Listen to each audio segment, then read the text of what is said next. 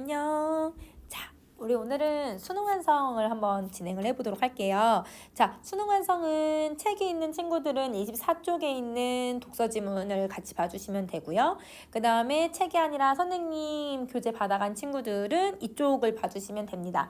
근데 다음 주부터는 선생님 교재로 나가는 게 아니라 수능 완성으로 정리를 할 거기 때문에 수능 완성을 매주 챙겨서 등원해 주시면 됩니다. 자, 수능 완성은 비문학 한 지문, 그 다음에 우리 문학 한 지문이 이러면 통상적으로 수능에 연계가 되어서 출제가 되고 있어요. 그래서 그 비문학 지문에서 좀 중요한 내용들이랑 문학에서 시험에 출제될 가능성이 높은 지문들 위주로 수업을 진행을 해보려고 합니다. 그래서 수능 특강처럼 전체 내용을 내신 대비 겸 정시 준비 겸 같이 한 거와는 조금 다르게 진행을 나갈 거예요. 자, 그러면 우선은 여러분 24쪽 혹은 여러분 이쪽 내용 한번 봐주십시다. 자, 여러분 국제통화기금에 대한 IMF에 대한 내용인데요. 이 지문이 수능 완성에 나와 있는 게 어렵지는 않아요.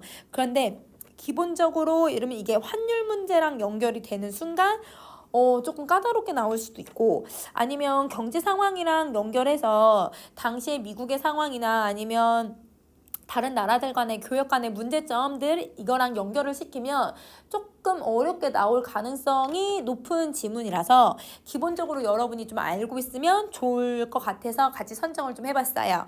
자, 그러면 1문단부터 한번 시작을 해봅시다. 국제통화기금은 국가 간 거래가 늘어나는 상황에서 국제통화 및 금융제도의 안정을 도모하기 위한 국제금융기구래요. 그러면 기본적으로 뭘 하고 있는 거냐면 여러분 요거 우리 목적인 거죠. 이 IMF라고 하는 기구의 이게 왜 결성이 되었는지에 대한 목적이에요. 기본적으로 여러분 이거는 이 경제 상황을 안정시키려는 의도가 되게 강하다. 이렇게 생각해 주면 될 것 같아. 2024년 현재 190개국이 가입했고 IMF는 가입 희망국의 자격에 관해서 특별한 제한을 갖고 있지 않으면 질서 있고 안정적인 환율 제도 운용을 위해 국제 통화 문제에 협력할 의사가 있는 모든 나라에 대해서 가입을 허용하고 있다. 그러니까 이 목적에만 부합하고 있으면 기본적으로 다 가입이 가능하다. 가입 조건을 제시하기는 했지만 사실은 가입에 대한 따로 엄청 엄격한 조건이 있는 건 아닌 거죠. 자, IMF 가입을 희망하는 나라가 가입 신청서를 제출을 하면 IMF는 신청국의 경제 규모나 교역량 등에 따라서 자, 이러면 이거에 따라서 출자 할당액인 쿼터와 그 다음에 납입 방법을 결정한대요. 쿼터에 대한 설명이 나왔는데 출자 할당액이라고 설명을 했거든. 출자가 무슨 말인지를 잘 모르는 친구들은 할당액에 먼저 포커스를 맞추세요. 할당액이라고 하는 건 여러분 어떤 내 능력치나 내 어떤 상황에 의해서 결정되는 양이 다르다라는 거잖아요. 그게 조건이 붙은 거죠. 어떤 조건이 붙었냐면 가입 조건은 따로 없지만 신청국의 경제 규모나 교역량에 따라서 쿼터나 납입 방식이 달라질 수 있다는 거예요. 이사회의 승인을 거쳐서 총회 회부한다는 거네요. 그러면 기본적으로 뭘 하고 있는 거냐면 여기는 가입 순서를 제시하고 있네요. 첫 번째 신청서 제출하고 그걸 갖고 쿼터와 납입 방법을 결정을 해요. 그 다음에 이사회 승인을 거쳐서 여러분 총회 회부를 할 거예요. 그리고 그 총회 회부를 해서 전체 회의에서 뭘 하냐면 가입을 위해서 총 투표권의 3분의 2 이상을 보유하고 있는 이 과반수 회원국이 참여를 해서 그러면 여러분 과반수 회원국은 투표권을 이만큼을 가지고 있는 회원이 2분의 1은 참여를 해야 된다는 거예요. 2분의 2 이상 1위 이상을 참여해야 된다는 거죠. 이들이 행사한 투표권의 과반수 찬성을 얻어야 돼요. 그러면 자, 여러분 전체 여러분 투표권을 3분의 2를 가지고 있는 회원국이 예를 들면 100여 개국이다. 그러면 50개국 이상이 참여를 해야 되고 그 50개국 이상에서도 다시 과반수가 찬성을 얻어야 되는 거예요. 어떤 느낌인지 알겠죠? 그래서 수치에 대해서 어떤 거의 과반수인지를 잘 구분해 주세요. 회원국으로 가입한 이 국가는 쿼터 지분만큼 투표권을 갖는 거예요. 그러면 여러분 이 쿼터에 의해서 결정되는 게 바로 누구냐면 투표권이 결정이 된다고 생각해 주시면 되는 거예요. 그래서 이 투표권이 3분의 2 이상인 나라들은 기본적으로 여러분 어떤 거야 얘들아? 나라의 교역량이나 아니면 경제 규모가 매우 큰 나라들에 해당하는 거다. 그럼 우리나라랑 이런 미국이랑 비교를 한다면 미국의 쿼터가 훨씬 더 많을 수밖에 없다. 이렇게 생각해 주셔야 되는 거예요. 자, IMF는 국제금융위기 예방을 위한 감시 활동을 하고 있지만 여러분 왜 감시를 할지를 생각해. 제일 먼저 목적이 나왔잖아. 이거는 안정이야, 안정. 그치? 가장 중요한 기능은 금융위기 국가에 대한 금융 지원을 하는 것이다. 국가에 대해서 금융 지원을 하는 것도 나라의 위기를 안정하게 만들어주는 게 중요한 거죠. IMF의 금융 지원은 주로 쿼터 납입금을 활용해서 아까 얘들아 우리 출자 할당액이 쿼터라고 했잖아요. 아, 그럼 쿼터는 우리가 뭔가 납입을 해야 되는 것을 얘기하고 있는 것 같아요. 그거를 활용하며 필요한 경우 회원국, 비회원국, 민간으로부터 재원을 차입, 받아들이기도 한다. 자, 쿼터 납입금은 IMF의 가장 기본적인 융자 재원이에요. 그래서 IMF가 어떻게 얘들아 금융적인 자본이 되는지가 이 납입금에 의해서 결정이 된다는 거죠. IMF의 재원 중에 90%가 이런 쿼터 납입금인 거예요. 그러면 나머지 10%는 뭐 비회원국이나 민간으로부터 받은 거라고 생각해주면 되겠다. 그치? 이렇게. 자, 쿼터 납입금으로 가맹국은 할당액의 25%를 금으로 제출을 해야 되고요. 나머지 75%는 자국 통화로 납입을 해야 돼요. 그러면 여기서 융자 재원은 누가 여기 들어가냐면 금이랑 자국 통화들이 여기 들어가는 거네. 그래서 여러분 IMF의 기본적인 융자 재원은 금과 자국 통화들, 즉 우리나라면 원화일 것이고 미국은 달러화가 들어간다라고 생각해 주시면 되는 거예요. 자, 금으로 납입한 부분은 골드 트랑스라고 해서 납입한 회원국이 특별한 조건 없이 인출할 수 있지만 우리가 낸 것만큼 여러분 조건 없이 인출을 할 수 있는 거예요. 자, 신용도가 떨어지는 회원국의 통화는 융자 재원으로 사용하기가 어려웠대요. 자, 여러분 금은 왜 조건 없이 인출이 가능한지를 생각을 해보세요.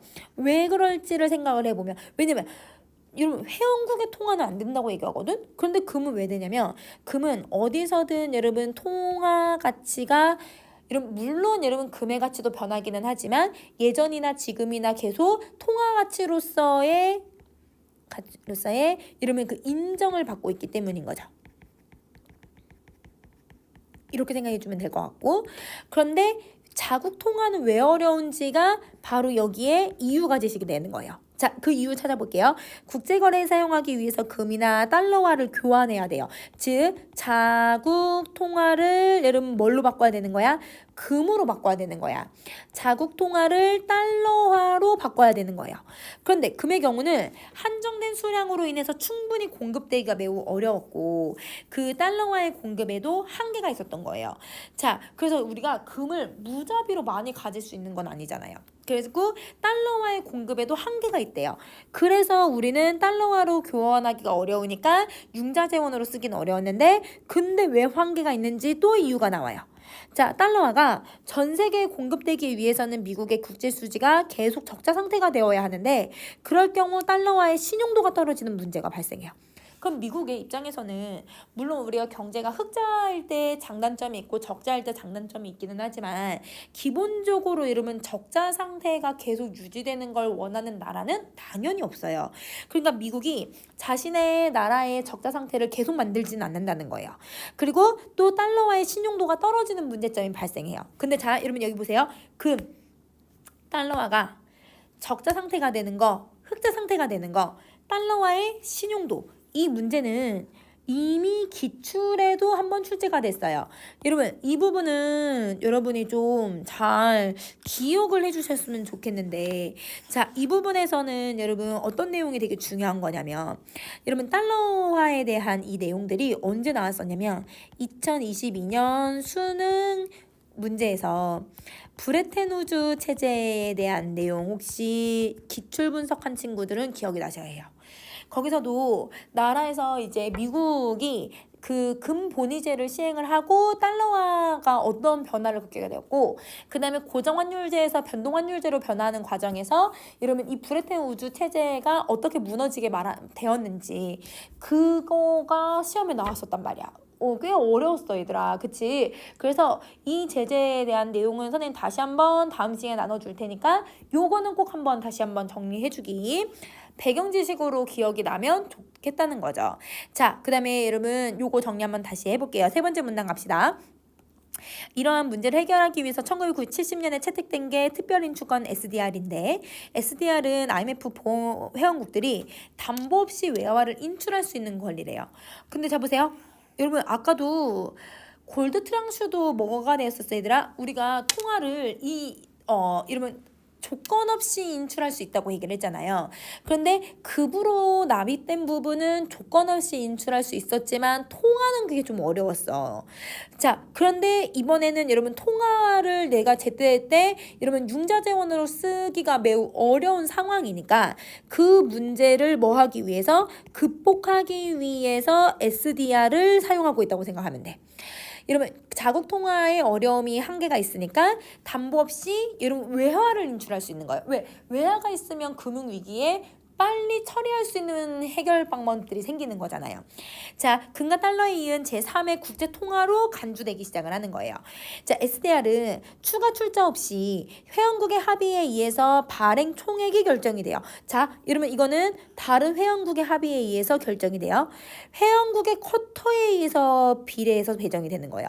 그럼 예를 들면 우리가 쿼터가 작다고 하면 SDR을 받고 싶다고 하더라도 이러면 이게 배정이 적게밖에 안 된다는 거죠. 근데 쿼터에 얘들아 영향을 얘들아 많이 받는 쿼터가 많이 받는 이러면 나라는 그러면 이 아무래도 SDR도 많이 배정이 된다는 거예요. 즉 이러면 이 IMF에서는 쿼터가 중요한 역할을 해요. 투표권에도 영향을 미치고 이 쿼터에 의해서 여러분 우리가 어느 정도 쿼터 납입금에 따라서 금이나 여러분 자국 통화가 얼마나 납입이 되는지도 결정이 되고 그 다음에 세 번째는 쿼터에 비례해서 SDR도 배정이 된다라고 하는 거. 제일 중요한 역할들. 자, 자국의 국제 수지가 악화가 되어서 여러분 국제 수지가 악화되었다라고 하면 여러분 쉽게 말하면 여러분 적자가 난 상태가 된다고 해서 외화가 부족해지면 SDR을 외화와 교환하고 대신 외화를 제공한 회원국에게 이자를 지급하는 방식인 거예요. 그러면 이 SDR은 뭘 할 때 좋냐? 외화가 부족한 상황일 때 사용하면 좋구나. 이렇게 생각하면 되는 거야.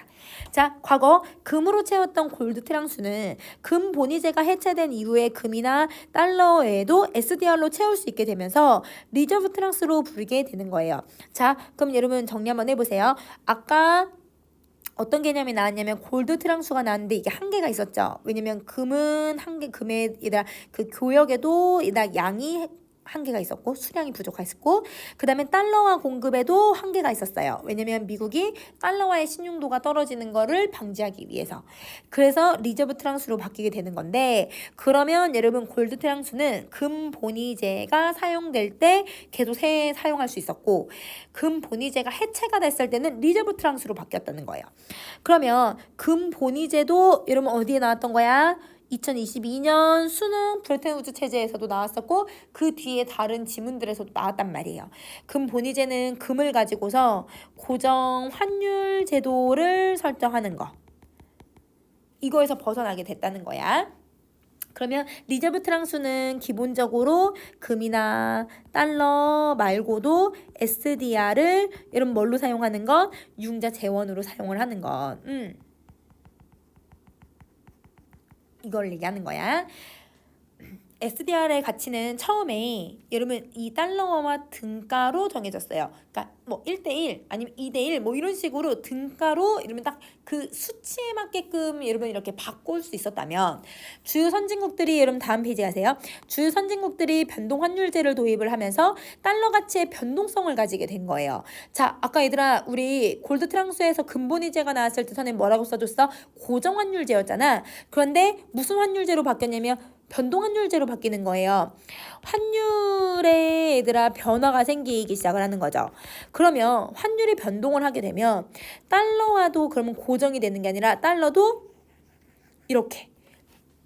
여러분 우리 지금 엔화가 엄청 싸졌다고 얘기를 하잖아요. 그건 뭐냐면 환율이 계속 변하면서 엔저가 계속 엔저 현상이 일어나는 거죠. 엔화가 계속 떨어지면서.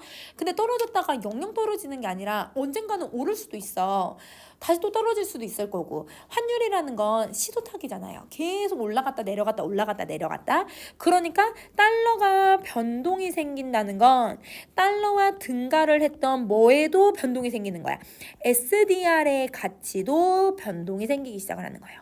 그러면 그전에는 만약에 1달러에 SDR을 얼마를 내가 이제 교환을 할 수 있었는데 그거보다 내가 적게 받을 수도 있고 높이 받을 수도 있다라는 거죠. 그러면 손해가 생길 수도 있으니까 이에 따라서 1974년에 SDR의 가치를 세계 교역에서 1%를 차지하는 상위 16개국의 통화 시세의 가중치를 급해서 산정하는 통화 바스켓 방식이 도입을 한 거예요. 그러면 여러분 이 SDR이 등가에서 어떻게 바뀌었냐면 통화 바스켓 방식으로 바뀌었다는 거죠.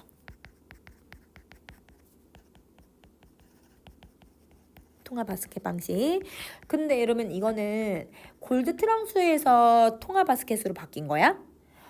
아니야. 여러분 골드 트랑수에서 리저브 트랑수가 되고 리저브 안에서 SDR을 어떻게 여러분 교환하게 될 것인지에 대해서 SDR의 가치를 어떻게 잡을 것인지에 따라서 첫 번째는 아까 얘들아 그 달러와 등가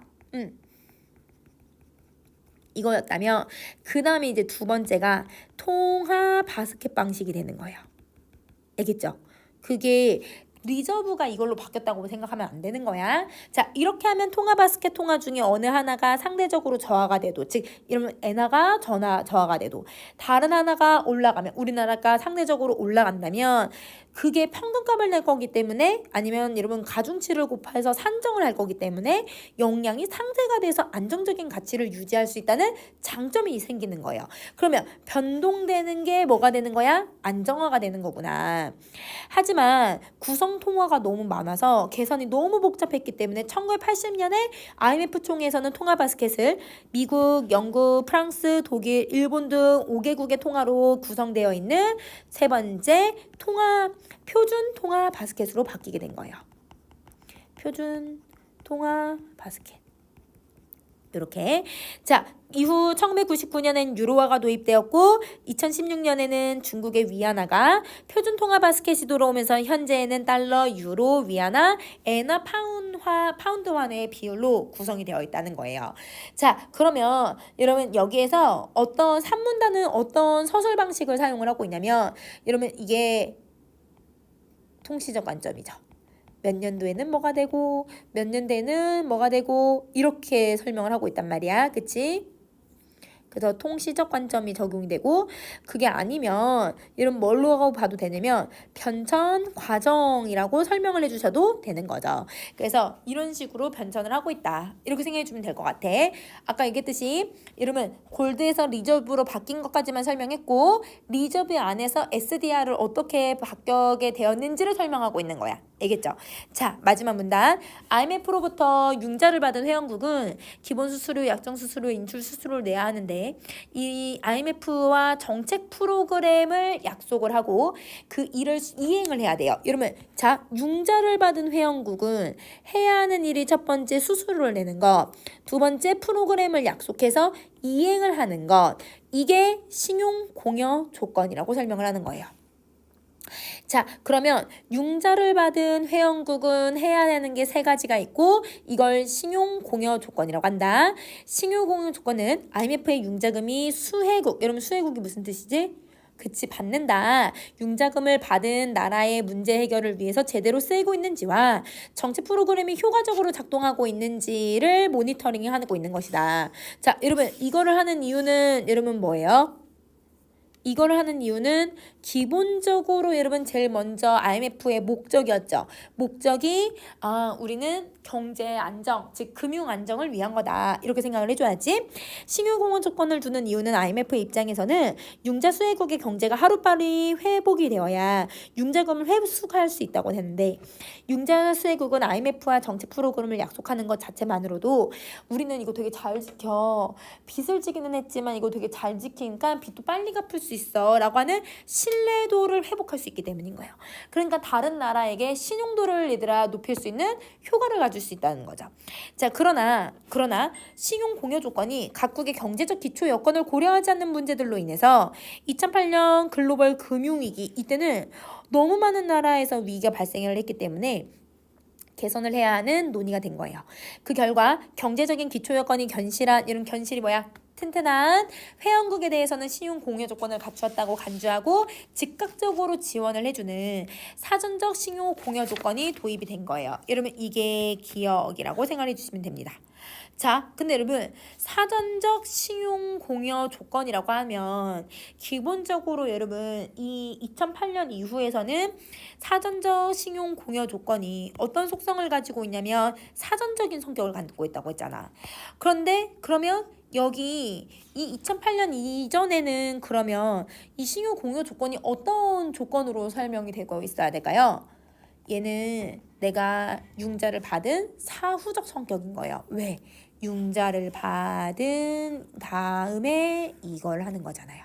그래서 여러분 2008년 이전에는 사후적인 조건이었다면, 그런데 이제는 바로 지원을 해주는, 그러면 이행을 하고 이렇게 하는 것보다 여러분 사전에도 이미 신용 공여 조건을 제시할 수 있다. 이렇게 생각을 해주면 될 것 같아요. 자, 그러면 선생님이랑 여러분 4번 문제를 한번 풀어볼 건데, 잠깐 일시정지 하시고 여러분 문제 풀어보셔도 돼요. 선생님은 바로 설명을 한번 해보도록 할게요.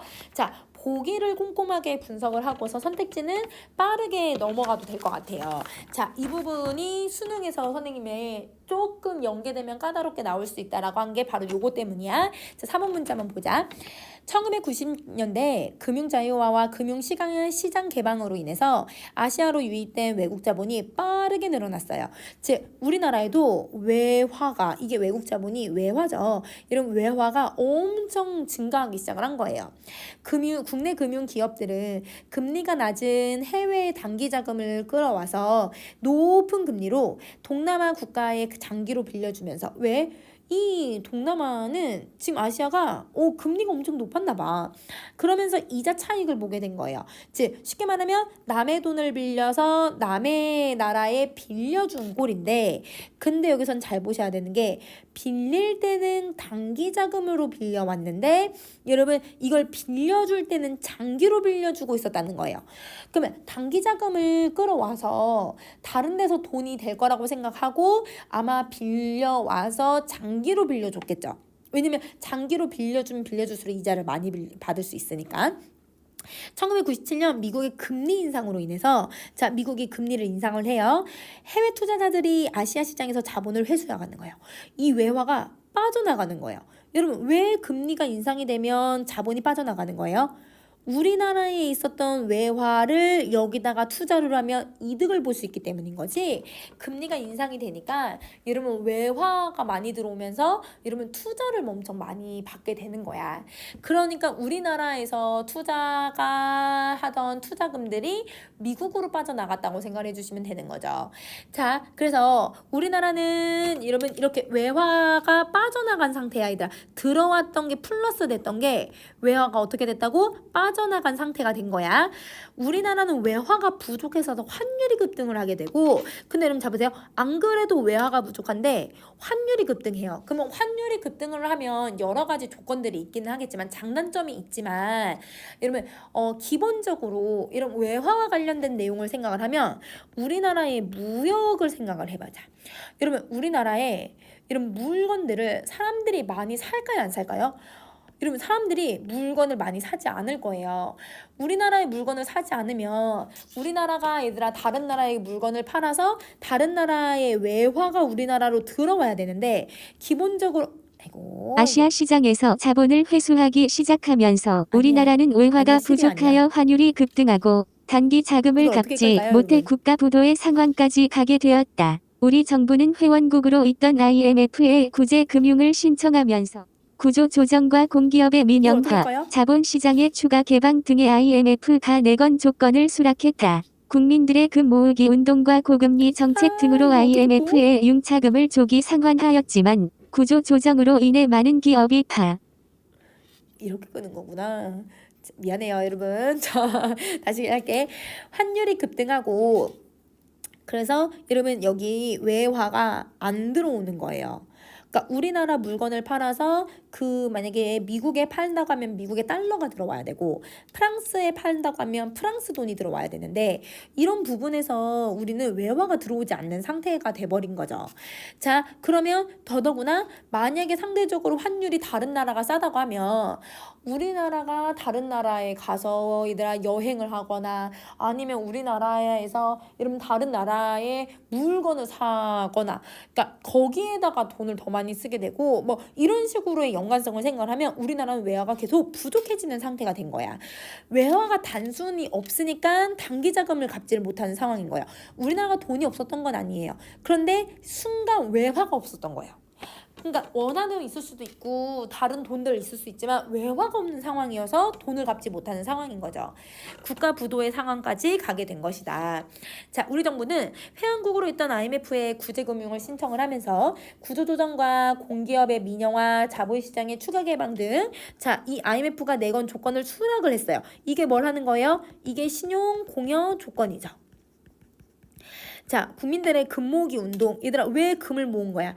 돈이 아니라 금을 모은 이유는 금은 어디든 다 통화 가치로서 쓸 수 있으니까 우리가 외화를 갚지 못하면 그걸 외화를 뭘 한 거야? 그치? 이런 외화 대신에 금으로 갚아도 되는 거였기 때문이야. 그리고 또 고금리 정책을 사용을 했대요. 우리나라가 왜 고금리 정책을 해요? 아까 미국이 금리를 인상한 거랑 똑같은 거예요. 우리가 금리가 높아지면 그러면 여러분 우리나라에 다시 외화 자본이 외국 자본이 다시 뭘 하는 거예요? 투자가 생기는 거예요. 외화가 들어오는 거죠. 그러면 그 외화로 융자금을 조기 상환을 하게 된 거예요. 그렇지만 구조조정으로 인해서 즉 신용 공여 조건으로 인해서 많은 기업이 파산하고 실업자가 증가하는 후유증을 겪은 거예요. 즉 그러면 IMF는 우리나라의 뭐를 고려를 못한 거예요? 우리나라의 경제적 기초 요건을 확인을 못한 거죠. 이렇게 생각해 주시면 돼요. 자, 그러면 문제를 적용을 해봅시다. 우리 정부가 IMF에 긴급자금을 요청한 이유는 리저브 트랑스만으로도 위기를 해결할 수 없었기 때문이다. 여러분 리저브 트랑스는 우리 특별 조건 없이 SDR을 가지고서 외화를 바꿀 수 있었는데 그 외화를 우리나라는 쿼터에 의해서 배정한다고 했잖아. 근데 원래 우리나라가 쿼터가 많았을까요? 적었을까요? 배정받은 게 아마 적었겠죠. 그러면 리저브 트랑스 즉 SDR로 얘들아 교환을 한다고 해도 그게 너무 적다 보니까 위기를 해결할 수 없는 상황이었을 거야. 그래서 구제금융 신청을 하게 된 거죠. 자, 구제금융을 신청할 당시에 우리나라에 충분한 SDR이 있었다면 IMF 자금 안 받아도 되는 거예요. 특별인출권 안 해도 되는 거죠. 즉 외환사 위기 상황에서 우리나라 국민들이 금모으기 운동을 한 것은 외국과의 거래에서 활용할 수 있는 통화 부족으로 그거를 뭘로 대체하는 거야? 외화를 금으로 대체할 수 있기 때문에 금모으기 운동을 한 거죠. 자, 해외 단기 자금 상환 압력이 있을 때 우리나라가 IMF에 납부한 쿼터 잠입금 중에 원화가 75%가 있었잖아요. 그런데 그 원화를 받을 수 있었다면 근데 여러분 원화를 받는다 하더라도 뭐가 어려워서 골드 트랑스에서 리저브 트랑스로 바뀌었다고 했어? 달러화로 교환하는 게 너무 어렵다고 얘기를 했잖아요. 그래서 그렇기 때문에 이걸 돌려받을 수 있다고 하더라도 시기가 너무 오래 지나다 보니까 구제금융 시중을 늦추는 게 아니라 빨리 할 수밖에 없었겠구나. 답은 4번. 이렇게 생각해 주셔야 돼요. 자, 그리고 5번. 여러분 이렇게 얘들아 신용공여 조건이 가져온 결과로 봤을 때 신용공여 조건은 즉 다시 여러분 뭘 고려하지 않은 여러분 경제적 기초 요건을 고려하지 않으면 그러면 기본적으로